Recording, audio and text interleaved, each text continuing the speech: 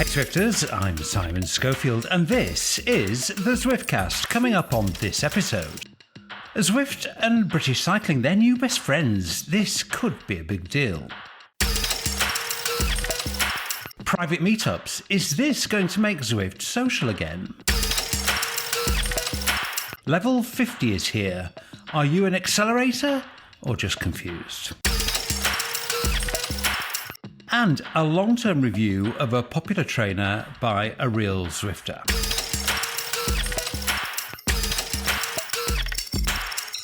They're the regulars, they're present, they're correct, all is well in the world. My fellow Zwiftcasters, Shane Miller and Nathan Guerra. G'day, Shane.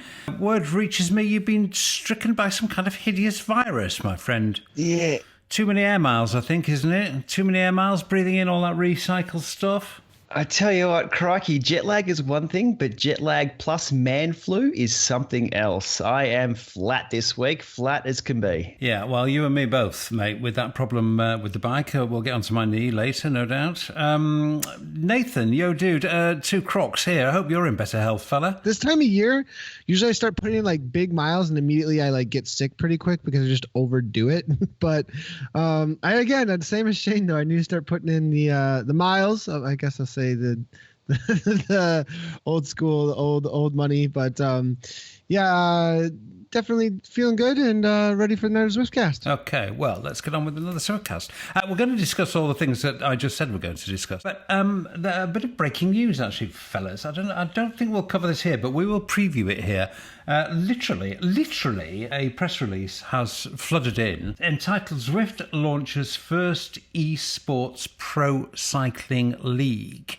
Quite a big deal, this, I think, and we'll get onto it later because literally 5 minutes before we began recording, this arrived. So we will digest and analyse later on. But let's start with updating our little guessing game on peak Zwifting this season because things are really kicking off now in terms of indoor cycling. The measure we use, which is actually pretty much the measure that Zwift uses as well, actually, at least in public, is number of concurrent users. I think we've already passed 8,000, which was something like last season's peak. If we've not bettered or matched last season's peak, we're pretty close to it. As you know, fellas, I interviewed Eric Min on the last episode. He joined in our little game, predicting peak Zwift of 15,000. That was the CEO's guess. Same as your guess last time, Nathan. Shane, you were 11,111, I think. All the ones, anyway. And I went for some kind of compromise middle figure, I think, of about 13,500. So, updating or changing. Nathan, you still on 15? I'll stay at 15 because I mean, if 8 is last year, a little less than double maybe. So yeah, I think it was a good guess. I'll go with what Eric said too. So 15 sounds good. Well, it's always a good idea to be in the same ballpark as the chief exec. I mean, all the signs are. I know you watch Google Trends as well, Shane, but all the signs are. Things are, there are more and more and more and more Zwifters in the world. I was talking to Eric Schlange from Zwift Insider the other day. His traffic numbers are the highest they've ever been, which is making your guess, my Australian friend, of just over 11,000 look a little conservative. Care to revise? No, look, I've just opened up the Zwift Companion app now, and at this point in time, although it's a different time everywhere else in the world, there's only 1,417 people on. So I'm holding tight with all the ones, 11,111. It's I don't think we'll hit over 10,000, actually. I might even reduce it, but let's hold tight at 11. Oh, Shane was very pessimistic. I mean, the Australians are normally of a sunny disposition and take an optimistic view of the world. I find this is a bit of a divergence from national stereotype here, my friend. Yeah, no, look, it's I'm not seeing the numbers that I would want to see, so I'm holding tight. Yeah, Tough taskmaster. Okay, well, let's crack on with some other things. Actually, you two let me go without asking me whether I'm going to revise my figure. I am actually. I'm going to follow the herd and go. I am going to revise upwards. I do think we'll hit 15,000 this season. And if people are interested in this, Tuesday is the biggest day. always, which makes sense, doesn't it? Because kind of everybody takes Monday as a rest day. Well, not everybody, but a lot of people do. And they're all gagging to get back in the saddle by Tuesday. And around about 6 to 7 p.m. GMT is I think is the peak period. I think that's when all the kind of most riders converge to hit this highest concurrent number. Have you ever talked to John about this number, Shane? I did once, but have you ever asked him whether it is actually, completely and totally real-time accurate? No, I haven't actually spoken to him on this particular, but I think everybody now has the Companion app and is seeing. So as soon as it does bump up any higher than what it's been, I think we'll know about it pretty quick. Well, I did ask John once, actually, and it is completely accurate. What you see is actually literally what is happening on the servers. I mean, we all know these things that you see sometimes that are not quite telling the full story, like the countdown to the sale offer on the website. But I'm assured by John that the concurrent users figure is absolutely real-time, 100% accurate. So worth keeping an eye on that one. Right on! Okay, well, I feel like I've been talking a lot, so let's give you two a chance to talk, and let's start with, there's so much Zwift news around, let's start with what I think is going to prove to be the most significant of Zwift news, that's all the flood of news that's been out in the last few weeks, and that's the arrival in sort of a soft launch form of private meetups. This was included in the update to the Companion app, which we'll talk about a bit more in a little while. These private meetups are limited to 50 people per ride at the moment. There's no rider culling, so your private group does still ride amongst the throng. Just still ride amongst the throng. But if people follow you on Zwift Companion, it's kind of really, really easy now to organise a private ride or maybe a race. There's much, much more to the update of Zwift Companion. We will get onto that in a minute. And if you're not using Zwift Companion, well, why not now would be the question, I think. Anyway, Shane, about time we heard from you for real. Do you share my views on the importance of private meetups? Well, I like the idea of riding around in a thong because if it's a nice warm day, we can choose our own kit. But that aside, I think this is actually a big one, a really big one, because it places the control of events in the hands of the users. Well, kind of. There's a few things that need to be added, such as web link invites, world selection, and a few other things. But look, this is a big move, which will allow people people who run spin studios, cycling clubs, teams, even people like ourselves, we can hold our own events independent to the Zwift HQ scheduling. So I've always hoped to see a world where Zwift maintain the reality, or the virtual reality, where it's the platform where we ride and run and do all the worldly things, and the users are given control of how they use that reality. So this is the first step into awesome. I really like this feature, and I can't wait to see version 2, version 3, version 4 of this, and where it leads to. First step into awesome. Magnificent phrase. You ought to work in Zwift marketing. I have to say, I agree. I mean, there's like many cyclists, I'm on a little WhatsApp group of ad hoc riders who ride together. We're part of a club, but these little groups spring up all over the place. And one of the first things after this feature that was launched that appeared on that WhatsApp group was, hey lads, should we organise a Zwift ride using this new feature? So, I do think it will be extremely well used. Will it change Zwift, Nathan? I don't. Well, the basic nuts and bolts, no. But I think the social aspect is definitely going to increase.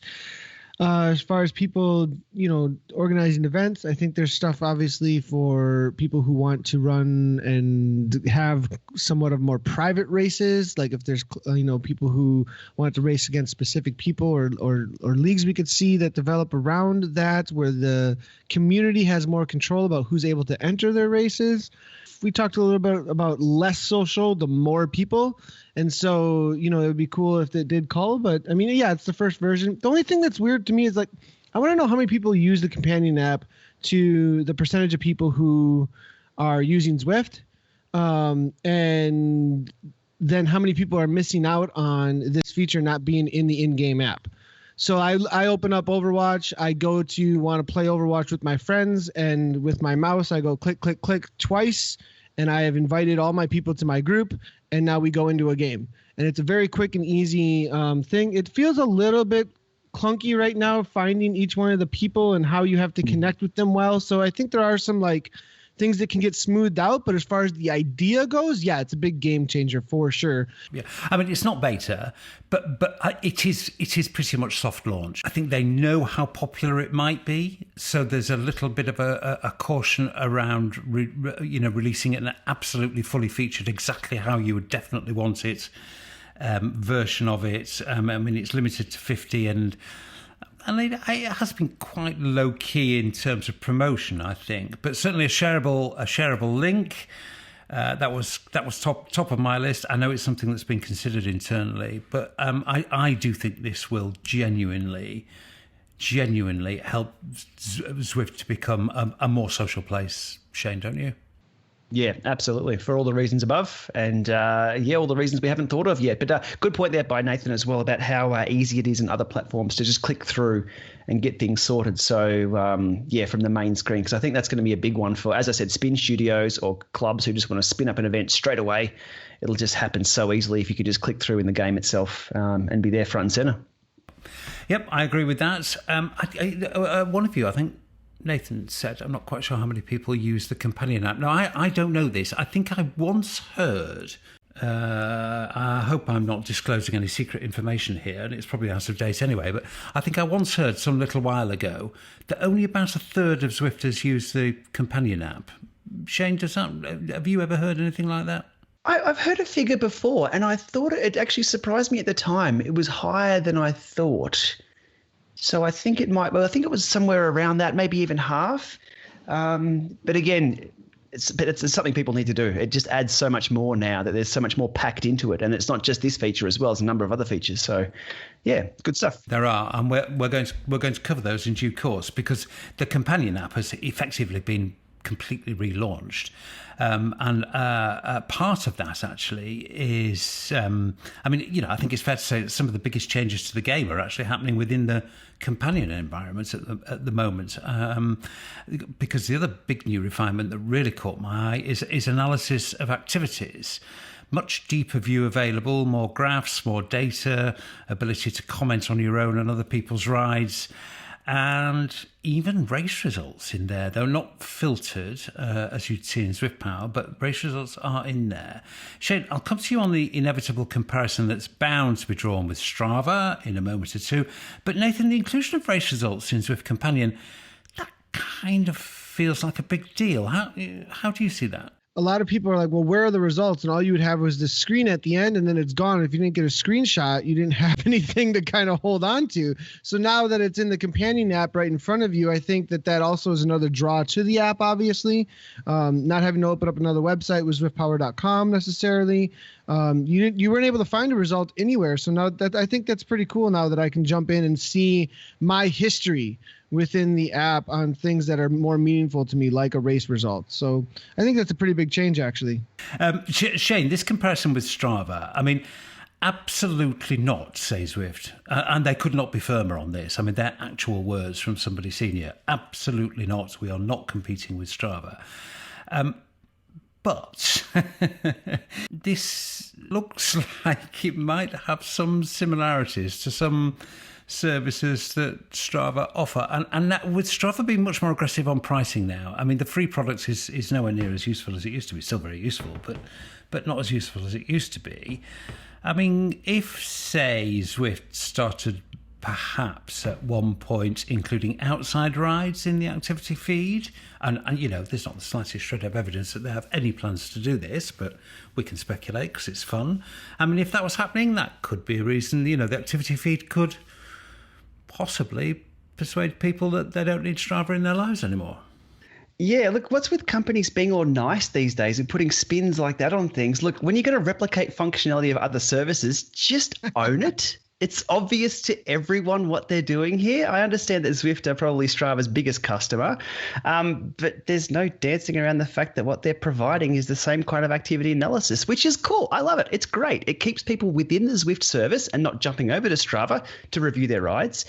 Although it's only on mobile, I'd love to see this pulled over to the web as well, and then taken to the next step, which would then be to track fitness and form over time. If you see where I'm going with this, this is a sort of, I think I said this is a first time, because that's exactly what Strava do. Look, TrainerRoad did that the other week, and it's been very popular for them. It keeps people in the same ecosystem, in the same garden, I guess. And to put this onto the web as well and track multiple rides, not just to analyze one, although it is a pretty cool feature. This will just put another nail in the coffin of Strava, which is exactly what this is. And as for pulling in outside rides, for sure. I have no problems at all saying it either. If I'm wrong, that's great, but I'm the end user here and I'm the customer, so we've got to be right, don't we? And what I'm seeing in front of me is the same. But it's a good thing. It's a positive thing. Look, and if they were to pull in outside rides, as you were saying, look, we could then start pulling in XP points and level ups from outside rides and just, again, keeping everybody within the Zwifty garden, which is exactly what every single computer brand or IT brand everything's an IT brand these days, what every brand does online. Facebook wants to keep you in Facebook. YouTube wants to keep you in YouTube. Twitter in there. Why doesn't Zwift? So this is exactly where they're heading. Yeah, well, it's a very, very good point. And the other thing is, they're dancing around and playing nicey-nicey with Strava and guiding that they're not competing when the likes of you think they clearly are. But competing is a funny thing here, isn't it? Because Strava don't have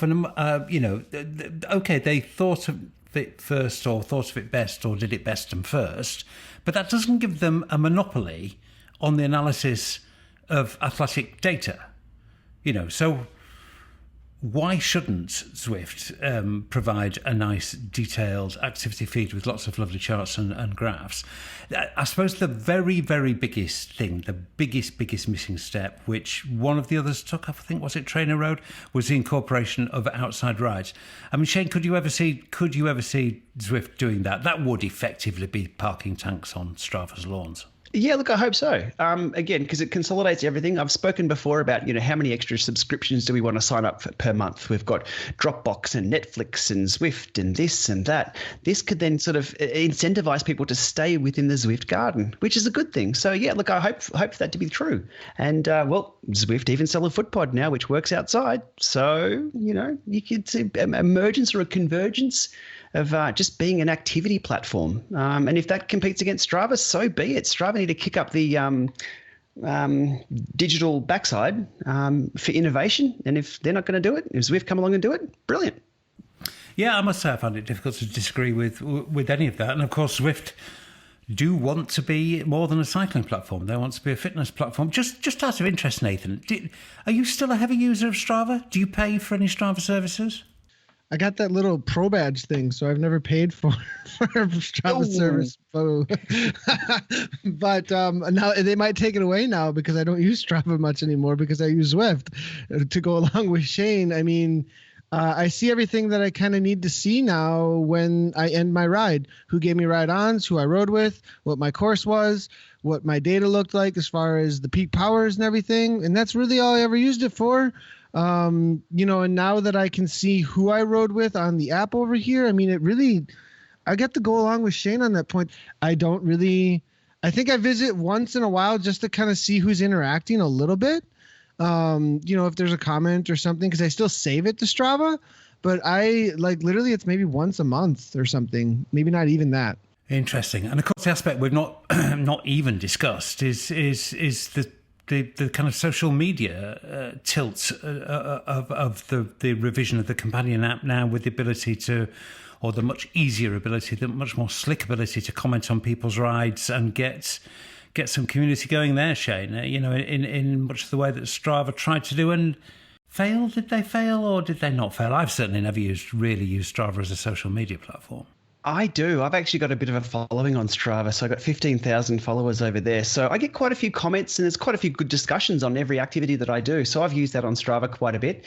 It's good to see it in the mobile app with the Zwift stuff. But the one thing I do love is the new map where you actually view your activity. It shows you where you've ridden and where the thumbs up came along. So what's hilarious is it shows you exactly where that thumbs up was given to you on the course. And if you do the Aussie Hump Day ride and you get the thunderstorm where everyone just rides along and gives everyone thumbs up for about 5 minutes, it overloads the screen. It's hilarious to look at. So if you've ever been part of the Hump Day ride, load it up in the companion app, have a look at your activity, and the thumbs just like blast down at that section. It's really cool. Well, let's just conclude this little section of the Zwiftcast with a reminder. Actually, I'm sure every Zwiftcast listener does use the Companion, but if you're not using Zwift Companion, I mean, you really ought to. It now is, I mean, you see, like I say, I think it's effectively been relaunched, and it now is a really, really, really powerful tool. Okay, well, there are even more new features in the game proper, and we'll tackle those later. But let's just deal with another Zwift newsquake, and that's the partnership with British Cycling. Now, with apologies to listeners around the world, but I do think this is still of an enormous interest because of A, what it is, and B, because I'm absolutely certain other national federations must be looking at this with great interest. So this is an official partnership between British Cycling, which I'm sure everybody knows is the National Federation for Cycling in the UK and the power behind much of the cycling success, certainly on the track and arguably on the road, that's accrued to the UK in recent years. It's a partnership between them and Zwift. And the basics kind of include this. So there's going to be an inaugural British Cycling and Zwift e-racing championships, which is a series of qualifying races culminating in a live finals event in February or March next year. There'll be structured training plans available in-game to British Cycling members with virtual rides and that kind of thing alongside the GB team. And there'll also be exclusive in-game items for participants. Okay, well, instead of talking to Zwift, I thought it'd be interesting to talk to British Cycling about this. So I sought out the man who helped broker this partnership and asked him a few questions. Well, welcome to the Zwiftcast to James Young from British Cycling. James, I'm going to ask you to introduce yourself, so let's have your title in its full glory, please. I'm the Senior Commercial Manager here at British Cycling, so I've been working very closely with the guys at Zwift to tie up a partnership for the next 2 years. This partnership, it carries implicit or actually even explicit endorsement of Zwift by British Cycling. And, you know, you're the national body. There's no little prestige there. Did these discussions involve a lot of kind of agonised head clutching in Manchester because of the endorsement that they carry? We're a very curious organisation with innovation at our heart, and when we recognised what was happening in the wider esports community, the way that we position ourselves mean that we have to investigate where the opportunity might take us. Does this suggest that virtual or indoor cycling is coming of age now as a serious cycling discipline? I think there's a long way for it to go, and I think there's a serious case to be made for e-racing to start to take a little bit more of the public interest, and I think that's what we're very excited about. I mean, as you referenced, BC's always had a reputation for innovation. You know, the secret squirrels and those extra special round wheels that so upset the French. Who can forget those? I mean, is this part of all that? Again, we're very early in our partnership here, but it's certainly a reflection of our curiosity of how a partnership of this nature can take it forward. We're looking at, for example, talent identification as being one of the main reasons for or rationales behind the partnership. Unearthing sort of raw talent that might have escaped our clutches or gone into other sports further down the line. Then that's what really gets our cycling team really excited. That was my next question, really, was what you hope to get out of it. I mean, I'm guessing extending the talent trawl is a key driver for your interest in the partnership and obviously driving membership of British Cycling. I mean, are those the two most important things? Or there was three main pillars for our partnership, and I think the first one was sort of recognising that a virtual platform removes certain barriers from participation. So when we're talking about kids of 12 or 8, even younger, 8 to 12, going and participating in cycle sport, one of the first barriers that you come across is perceived lack of safety on the roads, or some elements to that. And this certainly sort of removes that straight away. The second point was exactly that, and following perfectly onto that is widening the talent pool and deepening the data that we have on that talent pool as well. And the third option is just innovation at the centre of cycle sports. Yeah. No, I think people will see the rationale for that. Now, James, I mean, there is a race involved here at the heart of this, and a national championship to be won. And unfortunately, wherever people race bikes, there are a very, very small number of people who also cheat. And, we do know that this happens on Zwift. With you lending your name to a jersey here, is the cheating aspect a worry to you? And have you spent time discussing, what might be able to be done to counter it? I think it was very high up on our agenda when we first started talking to Zwift, and it remains paramount to us that any competition has an authenticity to it. We look to treat the sport as a real version of cycling, so anything that applies to the outdoor cycling will apply through where relevant to Zwift. So we're talking about working alongside UK anti-doping on this, and having a similar kind of process there. It's then looking at sort of technical cheating within the game, and obviously the one that keeps coming up again and again is around weight. So there's certain sort of mechanics that the technical guys at Zwift are looking at, and how we can overcome that. The format of the competition is weighted against that. So by having a real life competition in a live event environment, will hopefully go to a certain point as being if you are cheating, then you will be found out. Yeah, and found out in public, and that to an extent will have a self-policing element to it. Now, I mean, the winners of the live final, they will get to wear, I'm assuming, national champs stripes of some kind. How's that going to work? They will wear a jersey of some description that will definitely have a nod to our national championship stripes. Whether it is a replica jersey is yet to be fully thought out with our regulation. There's no doubt, James, that there's an element. I mean, I think it's a small and, in fact, diminishing element, but there is an element of the cycling community that's still just that little bit sniffy about Zwift. Majority of the audience that we've spoken to and come back to and fed back to us have been incredibly excited and positive about the announcement of the partnership. I think that needs to be underlined in its entirety. Of course, there's people that would question where our priorities lie, and what does British cycling have any business going into sort of e-racing or e-sports. But actually, I think there's a real case to be made for, one, again, sort of validating what is an incredibly exciting opportunity around esports itself. I mean, do you think, and I'm asking you to speak corporately here on BC's behalf, do you genuinely think that indoor cycling stands a reasonable chance of evolving into a proper, let's call it, a proper sport, even perhaps with inclusion in the Olympics in due course?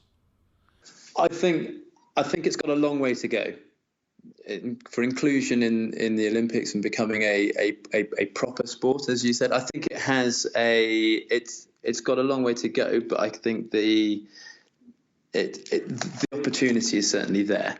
We wouldn't be getting involved with a partnership of this on this like this on this scale unless we thought there was a greater opportunity there, and we think the journey might be a bit of a long one, and I think there'll be plenty of arguments that we need to make on both sides, but I think it can get there. So in short, I think yes, but it's got a long way to go and many minds to change.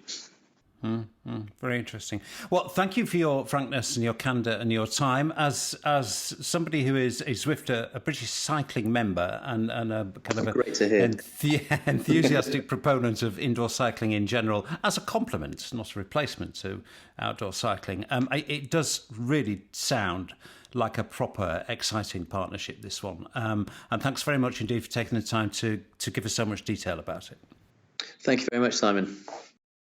Well, chaps, as I said in the interview there, I mean, this is no kind of two-bit partnership with somebody that nobody's ever heard of. This is British cycling, pretty much the most winningest national federation on the planet over the last decade, and as cropped up in that interview, a big reputation for innovation. I thought our man from British cycling sounded enthusiastic but cautious Step one of a long journey, Shane. I think this one, isn't it? I think this is good news for everybody in the UK, which is probably about, a quarter of all Zwifters, but I'm on the other side of the fence. So for me, nothing really applies here. It doesn't have any impact on my Zwift experience. I think I'd be more comfortable if two things were tidied up here.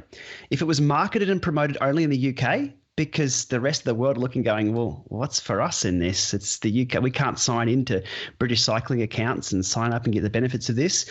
And secondly, if it was to be called exactly what it is in regard to the national championships, it's not really the e-cycling national championships. It's not really the e-sports. It's the British Cycling Zwift national championships. Look, because to me, the sport of e-cycling has to represent all players, not just one company. We're not seeing national championships held exclusively on specialized bikes. That's kind of absurd. So it's kind of a weird one, the way this sits for me. But I mean, as usual, there's some decent points there. I mean, in terms of promoting it only in the UK, I think you have a point there, and in the way that digital audiences can be segmented, that could be a relatively easy thing to do.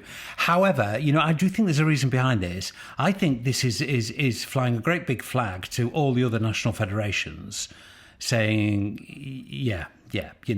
saying, look, jump on board. On a positive note, this will act as a really good framework for other cycling federations to review and implement themselves in the future. But they've got to be careful, be that with Zwift or with other e-cycling platforms. Zwift would want to get in pretty quick with everyone else, because I'm sure if this works out really well, you'll have other platforms going, hey, Cycling Australia, partner with us. Hey, Cycling USA, partner with us. And it might not be Zwift. I mean, I think one thing that might happen, actually, is the members of the respective federations might approach the federations themselves. There's nothing to stop you. I'm sure you're a member of Cycling Australia, Shane, from tweeting Cycling Australia and saying, hey, guys, why are you not doing what BC's doing? Nathan, I hear whispers, and I don't know how true they are, but I hear whispers that the American National Federation, USA Cycling, is not that keen. I mean, that may be... depends on who you talk to at USA Cycling, and I may well be completely misrepresenting them here, but I understand they're not quite at the getting it stage yet. Would that accord with what you know of them? There is a history I will speak of just feeling like they've got their plan and they've got their plan. So, and the users are kind of like, what's going on? I think they're probably just sitting back and waiting because they've got enough on their hands. Like they've got, I really think as far as USA Cycling goes, they're probably like, well, we're overwhelmed enough. We've got national championships going on with cyclocross and these other things. And we're just going to do our thing that we're really doing well at right now, because they are starting to do really well at responding to the community in some areas that I'm seeing.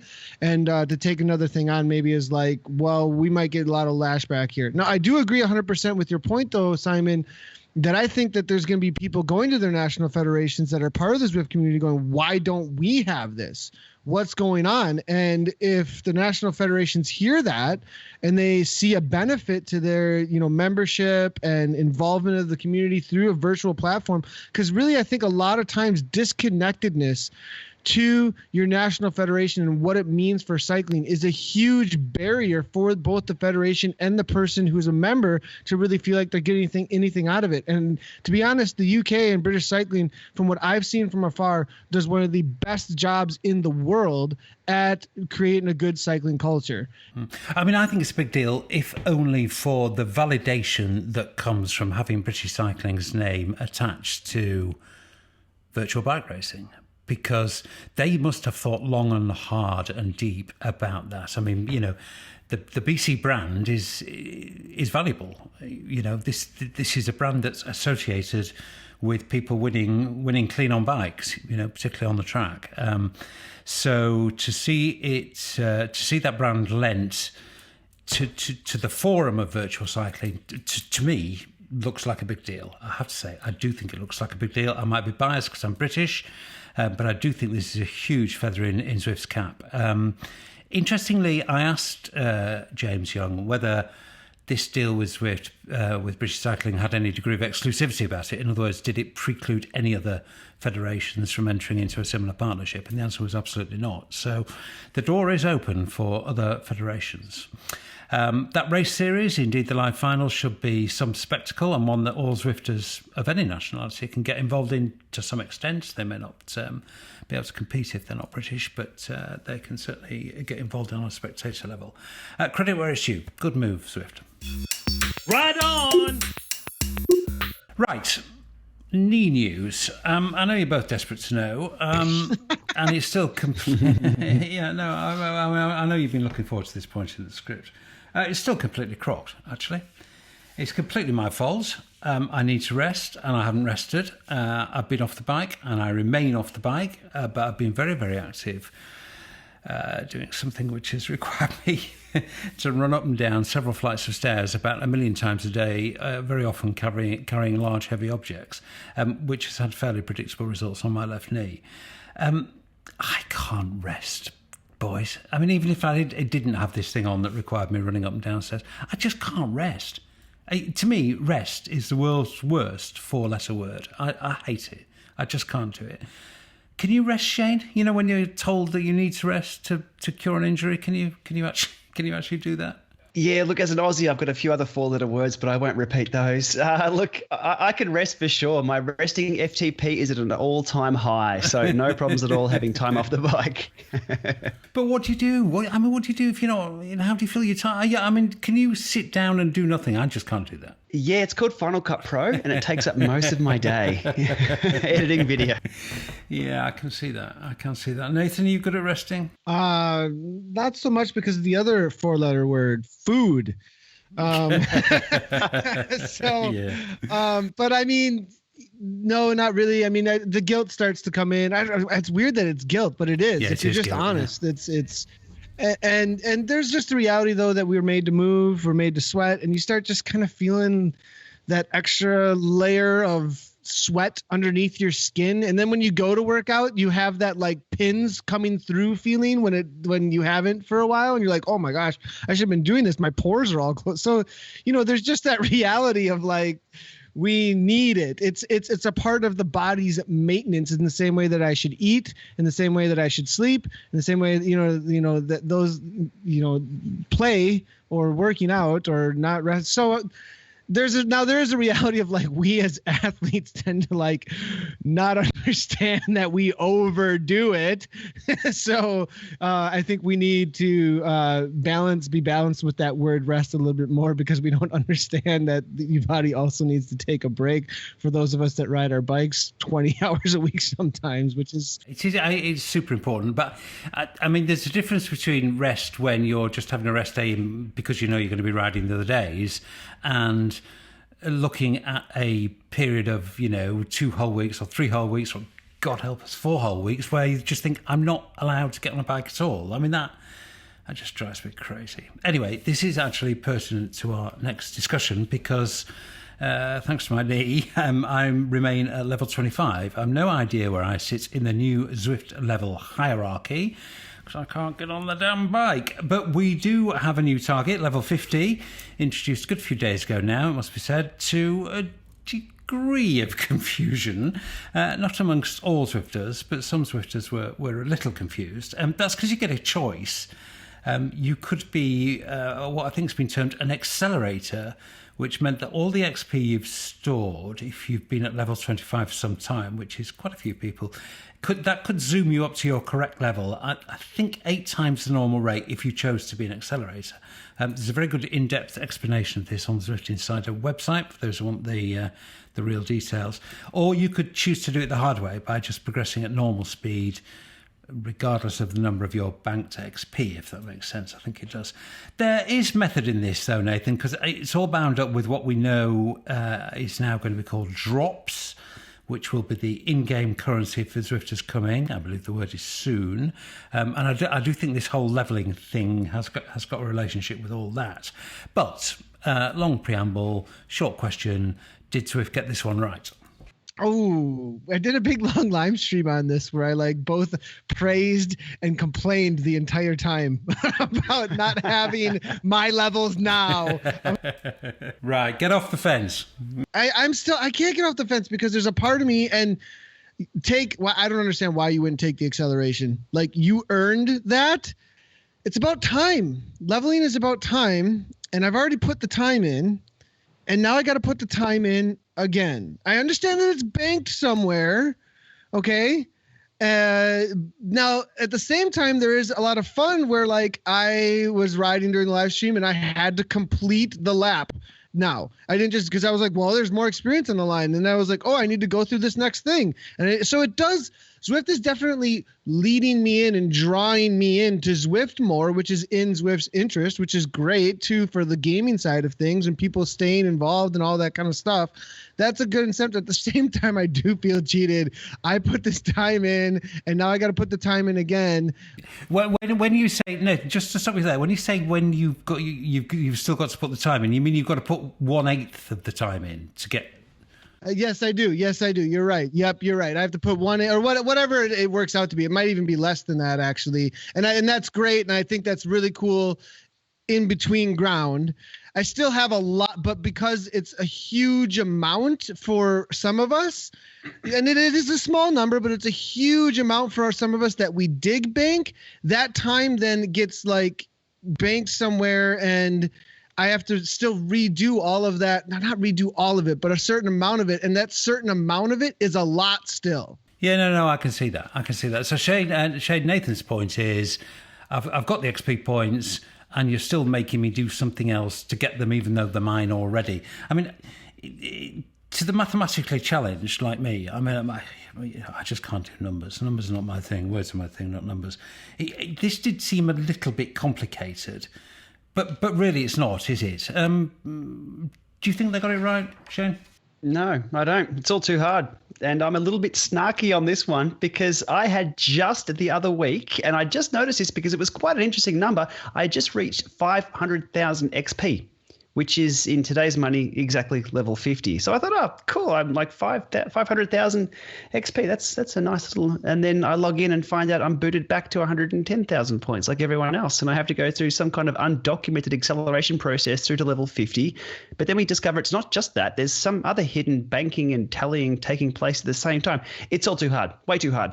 For me, it's a training platform. I want to jump on, ride my bike, get it done, and then go on about my day. Now, I would have gone with level 100 and called it a day. I don't care about getting a new pair of socks at every single level or a new pair of sunglasses I'll never wear in game. I assume the unlocks and the incentives for unlocks were a driving force to keep the levels to only 50 because they had to create a new thing every time you unlock something. But for me, they could have just kept it exactly the same, put it up to level 100, and then Tim Searle would have been at level 100. I would have been back at my level 50. And happy days. But well, I've got some sympathy with that. It's all too hard and it's all very complicated. To be quite honest with you, I've not had the mental bandwidth to sit down and work it out, actually. Nor obviously the incentives, since I'm not currently riding a bike. But it did seem a little bit complicated. But I figured it was complicated for a reason. Because I do think it is... There is going to be some intrinsic and very important link between this and drops, the in-game currency that's coming up. So maybe they do have our best interests at heart, Nathan, but they've just not explained that very well. Yeah, I'd have to agree slightly with that there's some things coming down the road. What Shane said, though, that I go back to the 110,000 experience and it's banked somewhere. And then I know I'm beating a little bit of a dead horse, but then what about when I hit 500,000 and I'm still over 500,000? Do I still have that? Like, I don't know if does everything that I've banked up go away then? Or then on the next level expansion, do I have that extra banking still? Is it still sitting there somewhere? Well, it's a system that seems to generate more questions than answers, which, may not be optimal. I mean, when I eventually get back on the bike, which I'm actually sort of a bit scared to do, actually. It's funny, isn't it? I'm sure I've lost fitness, and I'm kind of dreading finding out how much fitness I've actually lost. But when I do eventually get back on, I'll find out my new level. But you boys must know what yours is. Where are you then currently, Nathan? Level 27, 27 and a half. I've ridden, probably 3 to 5 hours a week right now, so I'm not really super focused. I'm going to start getting a little more focused this week, I believe, but 27 and a half. But you should have enough points banked bar the extra bits that you've got to do. I've almost got 1 million. Right, so you must be level 50. And Shane, you must be level 50, but you've still got to do this extra bit of work to get there. Yeah, so back to level 25. It remains on level 25 with my acceleration through to level 50. So I'm still level 25 though. It is a bit confusing, isn't it? Okay, all right. Well, maybe we'll come back to that.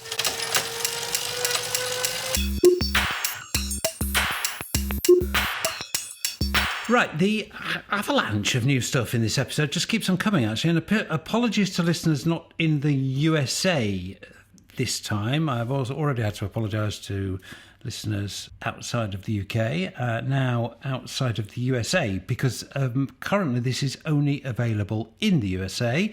It's the Zwift e-commerce platform, known colloquially as an online shop.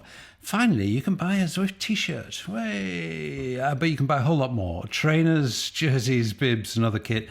The new Zwift branded foot pod. It's a veritable emporium, listeners. That's what it is. What's it all about then? I asked the man who helped to make it all happen, who's Jeff Velderhusen, the VP of e-commerce at Zwift. It's been about 8 or 9 months in the making to figure out what the shop should look like, how it should interact, an extension of not only the brand, but kind of fill that void in the consumer experience. Finally, we can buy a Zwift t-shirt after all this time.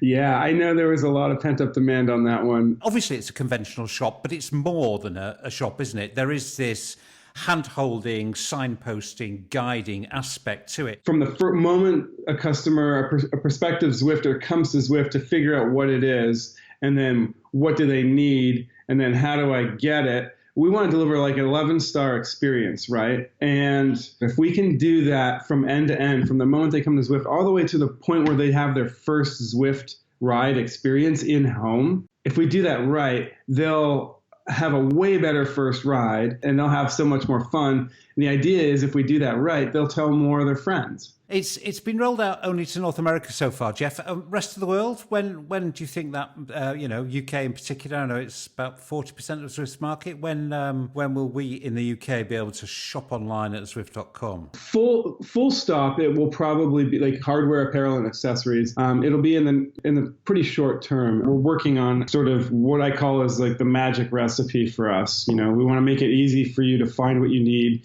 easy to buy, and then easy to set up and go. Once we get that finalized in the next short little while, we're planning to scale into new markets. UK is the first one for us, and then we get into the rest of Europe quickly after that. And then those in the southern hemisphere for their big season too. I've got to congratulate you there, Jeff, because you said pretty near term, quite short while, and not once did you use the word soon. I've learned to come up with other ways to say the same thing. It has been live in North America for a little while now.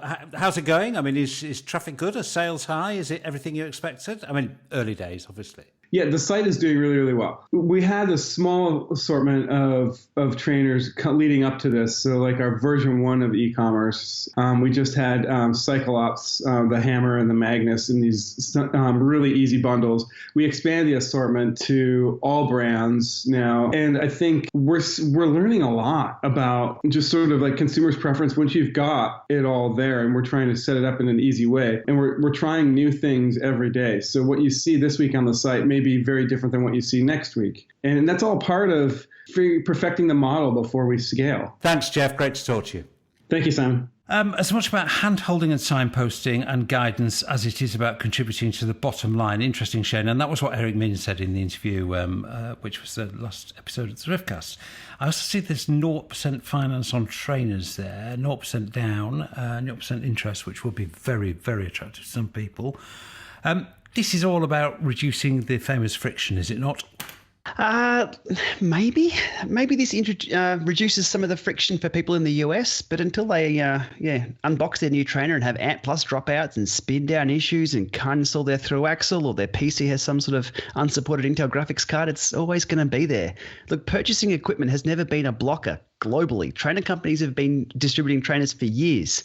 I think truly to address the friction issue, we need to start talking to Zwift about publishing true documentation, professional how-to guides on the platform and the equipment itself being Apple or even Google-like easy to set up. If you've ever set up a recent or a brand new Google device, it is phenomenally easy. Google Wi-Fi, it just takes you through and nothing can go wrong. It's beautiful. But look, let's call this what it is. E-commerce site is an alternative revenue source for Zwift, and it's a place where people can go get their Zwift T-shirts, which they've always wanted. True. I mean, I think that they are seeing it as a little bit more than an alternative revenue source.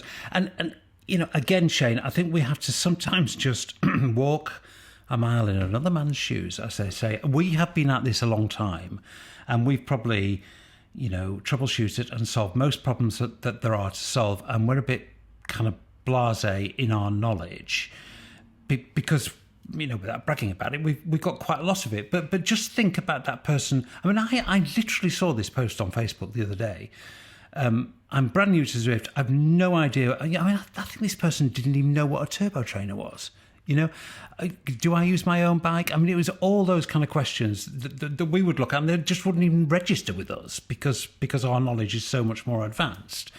I mean, there are still a lot of people in the world like that, Shane. I would have thought for whom this will be a great resource. Yeah, they can jump online and find out what they require to get online. It gives them, but it's still no different to walking to a good bike store or just clicking through to a website online that sells trainers. There's a lot of trainers out there now actually doing this, stepping people through exactly what they need for the Zwift experience. I think Zwift have even partnered with websites, or they have before they put their e-commerce site up, to people, to step people through the Ant Plus stick if they need that, the trainer, the cassette, the tools for that.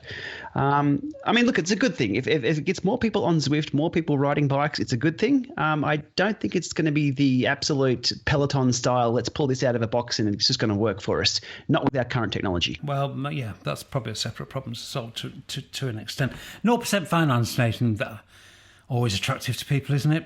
Yeah, very much so. I think, the friction thing is a good talk there. I think talking point. I think, they used to go to Zwift.com and there was this video that had Mike McCarthy's voiceover on it. And here we go. What you need. It's still there. So they have the what you need video still there. Click the play and it tells you everything that you need. I think they need to integrate that into the shop a little more. Like, hey, here's these trainers. Here's what you actually need here though, and how it works, kind of a thing. That does need to be there around the gear. Video how-tos. Now, I mean, they are the modern manual, aren't they? I mean, I used to have a little drawer in my house where I kept instruction manuals for various, things, cookers, large things that you bought that had a big price tag attached and a great big thick instruction manual. I actually used to have a box file that I kept instruction manuals in, but they don't exist anymore, do they? We don't live in that world anymore. We live in a world where you go onto YouTube and look for the YouTube video of somebody setting up, everything from your new oven to your brand new turbo trainer. So I mean, we got a guy here on the podcast with us that just does that. I mean, it's I've done no ovens. I've done no ovens at all. I've done a coffee machine. And the coffee machine video I've done is doing really well, actually. Exactly. And I still think Zwift need to do more of that, but I think they know that. I like the gear though. The shop is great. Actually, it's a lot of people were asking for this. Yeah, they were. It's very slick, and regardless of your views on popsicles, it's all very well presented and looks very nice. Anyway, talking of trainers, which we were, Shane, you've been in Holland with your great friend Ray Maker and with Tax, I think. Any juicy gossip for us? I know you went to the Tax factory. The Neo Smart Bike, to absolutely nobody's surprise, is now not due till January, I understand. I mean, at Eurobike, they did say it was going to be coming out in I think, October, which I always thought was crazily ambitious. Last I heard, January.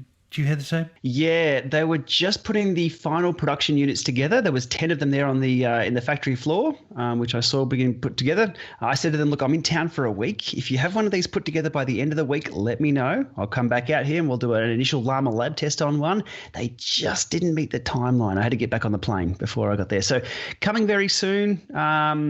Yeah, looking forward to that. But in regard to the other trainers, I think we've seen everything we'll see this trainer season.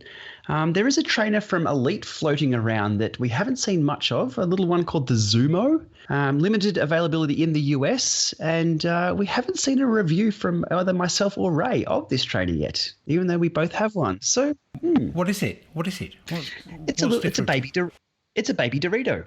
Or a baby Dorito. So a little bit lower price point. Again, it's only limited availability in the US, so there's not a lot to talk about, and and I guess we haven't seen a lot from Elite about it. But that's probably the only one we haven't seen of this season. I think we've seen everything else. Big thing this season will be the Tax Smart Pack when it eventually arrives, which as I say, unofficially, I heard January, but again, I wouldn't be surprised if that's delayed. And judging on what you just said, they don't appear to be ready to ship this out in very, very large numbers yet.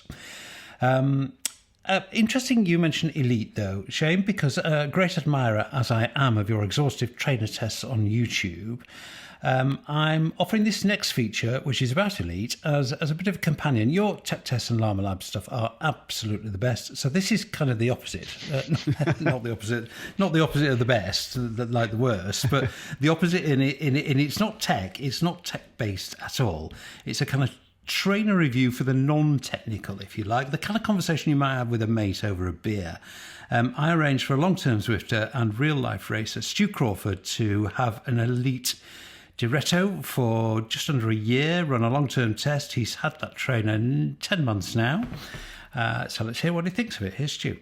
Well, welcome to the Zwiftcaster, Stu Crawford. Hi, Stu. Hi, Simon. First, a simple, straight question, Stu. Do you like the Diretto? Yes, I do. Well, that's a good start, isn't it? What do you like about it? Well, having come from a Beagle previously, which isn't the best of trainers, as a lot of people will tell you, it's very responsive. I suppose the road feel, you'd call it, is a lot better. It's night and day compared to the Beagle. It reacts to gradient changes well. I do a bit of racing on Zwift as well, and it also reacts quite well to surges in races. And if you get towards the back and you realise you're drifting off the back of the bunch, you can get back on a lot easier than you could with my old trainer. So yeah, overall the experience is a lot better.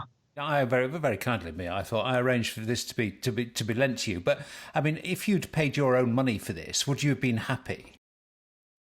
Yes, I think I would. I can't honestly see a lot of fault with it. I don't think, having used the model above, the Drivo, before, I don't really see that much difference in it. Well, that's interesting that you compare it with the super premium model, the Drivo. I mean, how much experience did you have on the Drivo? Only a couple of goes. I've got a friend who had one, so I went on it a couple of times when I was shopping around for a replacement for the Beagle.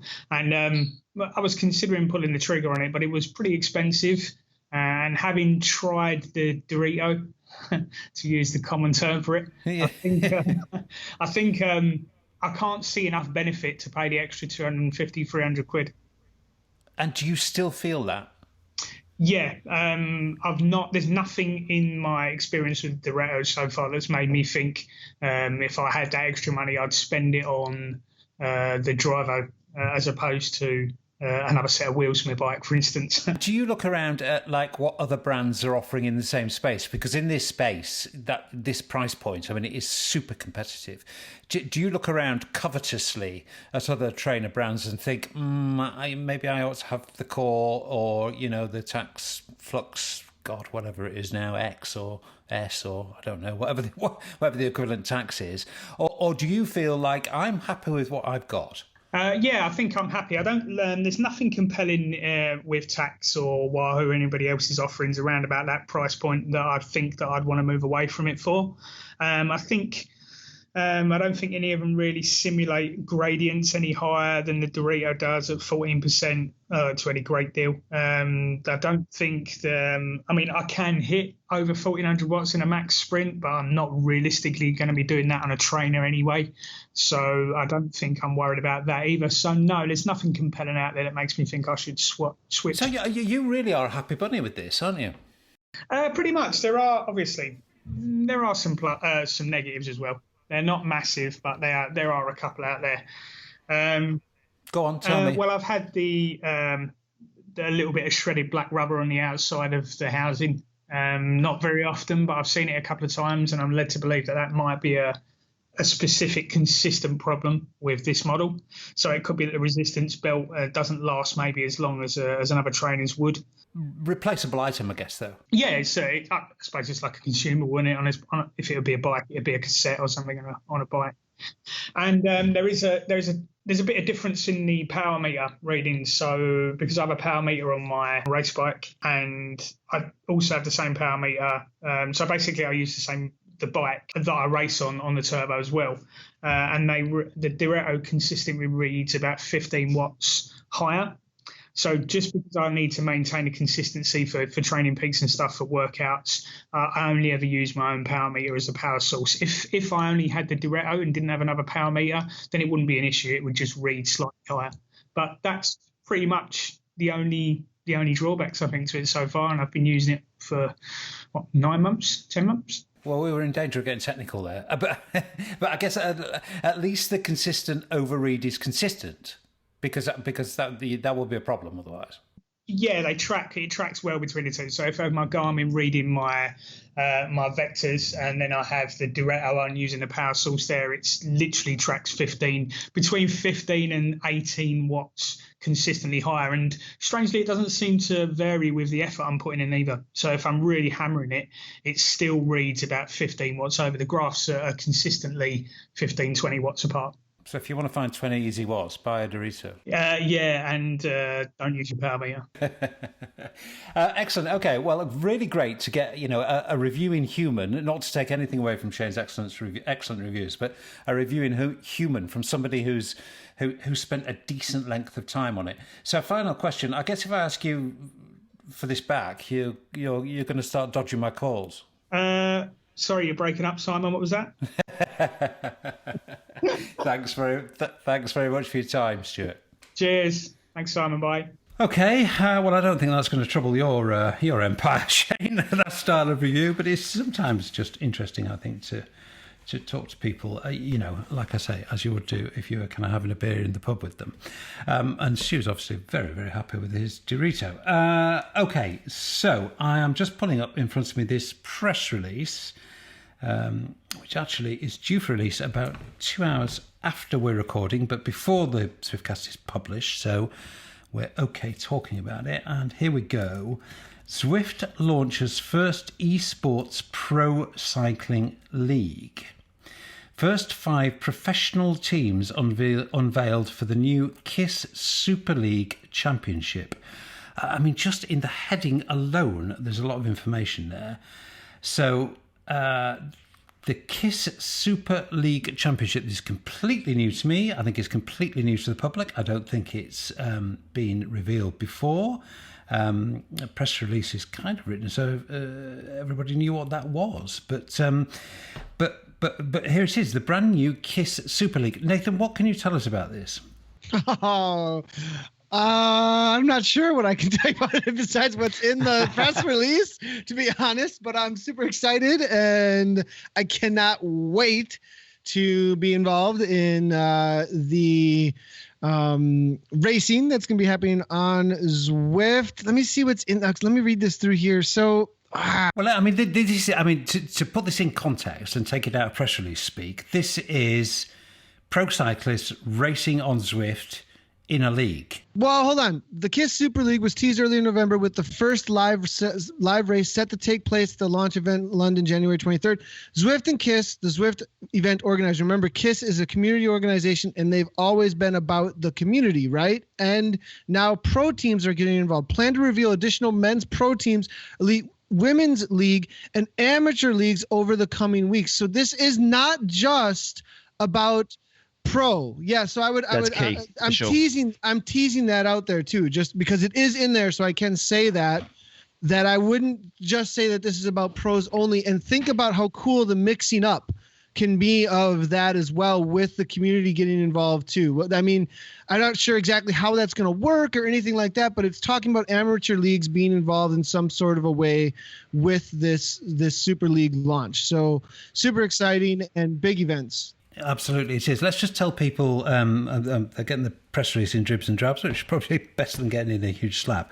Let's tell people who the teams unveiled are, the pro teams, and they're Team Wiggins, Canyon DHB presented by Blore Homes, Hagens Berman Axion, and Team Dimension Data for Quebecer under 23, with more pro teams to be announced, as well as an elite women's league, very important, and as Nathan just said, amateur leagues. So this is a big deal. I mean, this is a very big deal. Quoted in this is Hagens Berman Axiom team owner one Axel Merckx. Yes, that Merckx. He is Eddie's son. Our team is super excited about joining the KISS Super League, he says. As we're supporting domestic pro cycling in the US, Europe and Australia is fantastic news for our sport. Difficult to disagree with that, Axel. And here's the teaser at the end of the press release. This is from Eric Min. We have big plans for Zwift and esports. Yeah, and we knew that, Eric.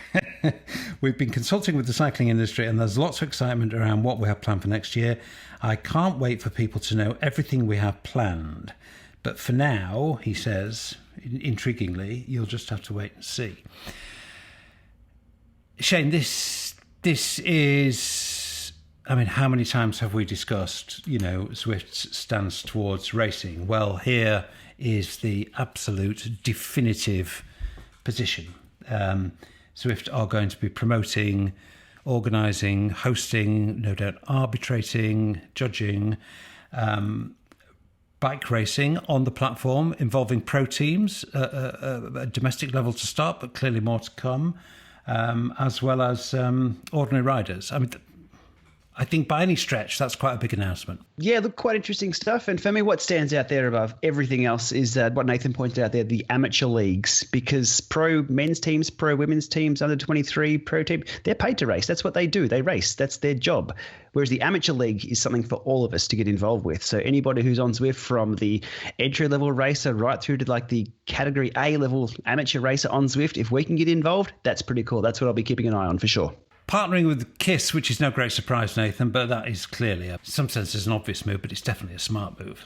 Oh, for sure. I mean, they're extremely experienced with this. I mean, Zwiftpower.com and all that they've gotten done with that. I mean, they've led the way from the get-go and really well respected within the community.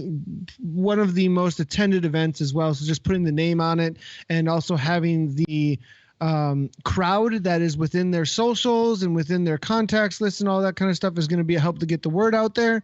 And at the same time, keep, there's this partnership going on of like whose responsibility stuff thing that we always talk about. And I think bringing them in more of an official way, though, like this is going to solidify, I think, I don't know, just kind of like what, I don't know. I'm kind of like, is this that? I guess that raises the question: is KISS responsible or is Zwift responsible? With an official release like this, it kind of seems a little bit more toward, and with the pro teams on there, it seems a little bit more toward a both end. I'm not sure. I don't know.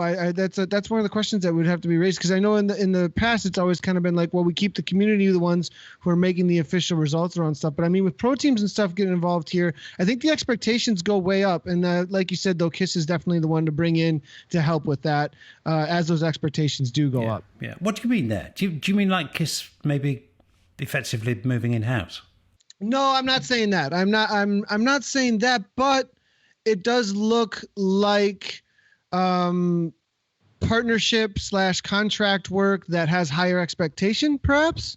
That's what it looks like. I don't know anything about KISS going in-house anyway whatsoever like that, but But a more formal relationship. Much more formal relationship that raises the expectations where it's not just, well, a community event and who cares, at the end of the day, not necessarily who cares, but it's not Zwift official. So therefore, if something's kind of wacky and the community is complaining about it, it's pushed off onto the community organization.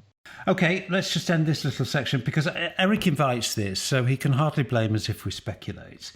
I can't wait for people to know everything we have planned, but for now you'll just have to wait to see. Well, yeah, we will wait and see, Eric, but it doesn't stop us speculating. Shane, if they've already signed up domestic teams, the most obvious extrapolation, should one care to speculate, would be moving up the food chain to World Tour teams. Possible? Don't know. I hope so. It'll be interesting to see them on board. But again, the pro teams, they race outside. That's what they do. That's the entertainment for us. Bringing them inside, it'll be interesting to see as a bit of a spectacle. As for a league, I'm not quite sure. We shall see. Winter League for pro teams? Maybe off season, but again, the pros also need to be careful that they don't suffer from what we suffer from, which is a bit of burnout. You can't be on top of your game all the time, but I mean, there's enough cyclists around. Maybe they spin it off. Maybe have some of the neo pros come through, or the young up and comers. Pretty much like what we see at Tour Down Under every year. We see sort of not the top level. We see a few stars there, but we see sort of the second layer, I guess you'd call them. Maybe there's room for that. We shall see. Or maybe drawing a parallel with a sport close to your heart, cricket. I mean, what you see now is that you have effectively test players and one-day international players, so the England or the Australian team may have a big squad, but some of that squad only play one-day internationals, and some play test cricket. Maybe World Tour teams could have that kind of makeup. I know exactly what you're talking about, having watched the test this afternoon in Perth. Oh, sorry, I was just saying, I sat down on the couch this afternoon watching their second test in Perth, and that analogy works perfectly for me. Nathan, you're going to say? Well, I think we're downplaying a little bit the potential. I mean, okay, I do agree, like, as it was alluded to with British cycling and also, this is early days. This is really early days. I've always said, though, that the platform and the immediate accessibility of the ability to put this everywhere at once has a huge marketing ploy, has a huge marketing scheme for any pro team to get involved with. And the timing being February and March or January, February, March area is a great lead in to when your intensity needs to start building anyways. In a pro race year, as far as your scheduling goes for training, I think there's a lot of potential here that maybe sometime down the road, way in the future, that this is as big, or even the dollars, because the dollar talks, man. That's just the reality that money talks in this world. Very good Cycling point. With isn't Team Sky super pulling rich. out, yeah. Cycling isn't super rich. Like, they have to get big sponsors to make it happen. And if the name can get out there better than it can get out there in, like, if it's just stats, if you just look at the numbers about how somebody who's in marketing says, where did my brand go? How many people saw it? All that kind of stuff. You might see more money in this than you see in traditional cycling outside. So I think it's a good point. It's a good point. I do agree. I wouldn't downplay that. Yeah. In a week when we've seen the traditional financial model of cycling, well, collapse is probably the wrong word, but put under enormous pressure when Team Sky have lost their sponsor, it looked to me clearly to have shocked Brailsford, that and the prominent riders. I don't think they saw it coming. I mean, they claimed they did, but I don't think they did. The traditional model of cycling finance, which has never been particularly robust, has never looked under greater pressure. So I mean, I don't know what the financial arrangements will be around a World Tour League, but it doesn't take a great deal of imagination to see how that might very well work quite well. Really, really, really interesting. And no doubt we'll discuss this a little more next episode when we get some reaction to it, because this is literally hot off the presses, but a very, very interesting one. Okay, time to wrap this one up, fellas. Another Gosh, this has been newsy, hasn't it? I mean, like, really lots of proper interesting stuff to discuss. Not that we don't normally discuss interesting stuff, but but there has been an avalanche of a tsunami of Zwift news. What's happening in your world, Shane? Well, speaking of tsunamis, I'm still watching this summer storm actually roll through here. So, more indoor rides actually in the next couple of days. It's going to be wet weather. So hopefully I can get my butt into gear and get myself off of level 25. Yeah, well, it's two of the three Zwiftcasters stuck on level 25. It's close to embarrassing. Nathan, you're rescuing us. I'm still busy, obviously, with race commentary, mate. I hope you're going to be involved in the KISS Super League. Yeah, looking forward to it. It looks like that's going to be happening. Obviously, we've got about 4 races a week right now. We just had, the Zwift Academy finals race yesterday with the women. That was really awesome to watch. That looks like a really heating up situation. We're excited to see who ends up getting the pro contract. Lots of predictions coming my way through private messages all over the place, actually. So that looked to be a popular race yesterday, but still a lot of stuff like that. We're doing our usual ZCL cast with the community and partnering with the community organizations, and then at the same time, bigger stuff like the Super League and planning our, our support however we can of that with commentary and productions and stuff. So yeah, so that's what's up. Exciting times. This might be the last one before Christmas, so a Merry Christmas to both of you. Thank you very much for all your work, contributions and wisdom that's been dispensed to Zwifters via the channel of the Zwiftcast over the years. I hope we've got another successful year ahead of us. A happy Christmas. Very, very much thank you for everything that you've done this year, and thank you for this episode, and I look forward to talking to you next time. Goodbye, my friends. Thanks, Simon. Merry Christmas. Merry Christmas, everybody. Happy holidays. And a couple more thanks before we go, mostly and mainly to Zwiftcast listeners. Thanks both for listening and indeed for keeping things nice and civilised and courteous in the Zwiftcast listeners group, my very favourite place on Facebook. And of course, my thanks to Zwift, who have continued to support the Zwiftcast in 2018. Just the usual reminder that Zwift support doesn't mean they influence the podcast content. They don't even try, let me assure you. So that's it for 2018. We'll be back in 2019. Enjoy the holidays. Keep on Zwifting, Zwifters.